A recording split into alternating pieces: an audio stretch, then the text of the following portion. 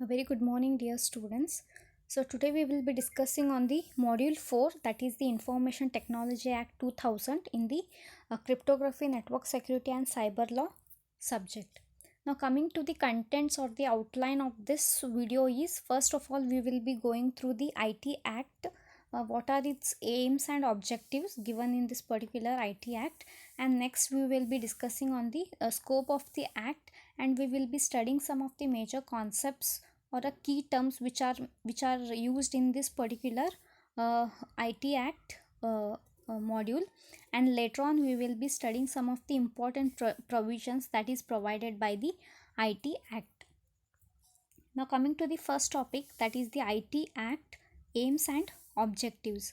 So the Information Technology Act, which is known as IT Act 2000, it's an important legislation that was designed in order to provide legal recognition for the transactions which are being carried out by the means of electronic media or electronic data interchange and other means of electronic communication, which are commonly referred as a e-commerce, that is nothing but the electronic commerce. So this IT Act, it strives to achieve the following objectives. So the first objective is to give legal recognition to transactions done by the electronic way or by the use of the internet. So any transaction which is being carried out or which is done through the internet media, the legal recognition will be provided through this particular act.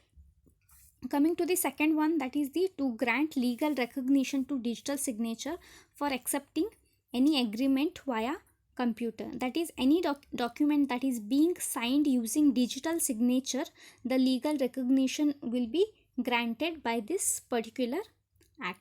Coming to the third objective, that is the to provide facility of filling documents online. So you can also have a facility of filling your documents online rather than a pen and paper.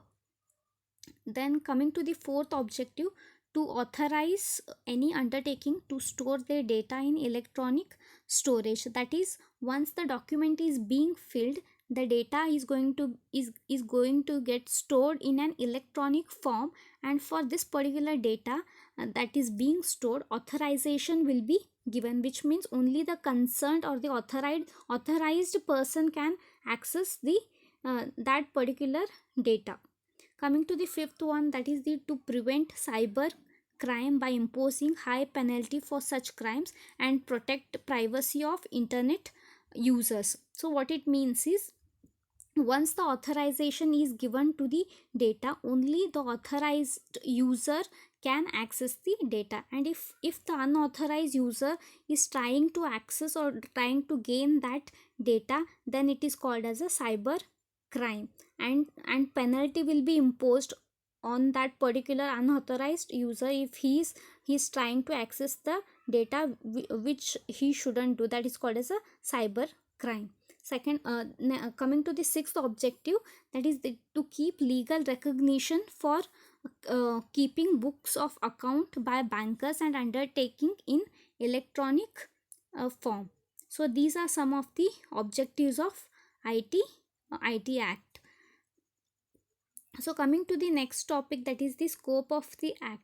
So this IT Act, it attempts to address the following issues. So some of the issues which the IT Act is going to address, that the first one is the legal recognition of electronic documents, second one is the legal recognition of digital signatures, third one is the offenses, and fourth one is the justice dispensation of a cyber crime. So these are the four important points where the IT Act is going to address these key issues.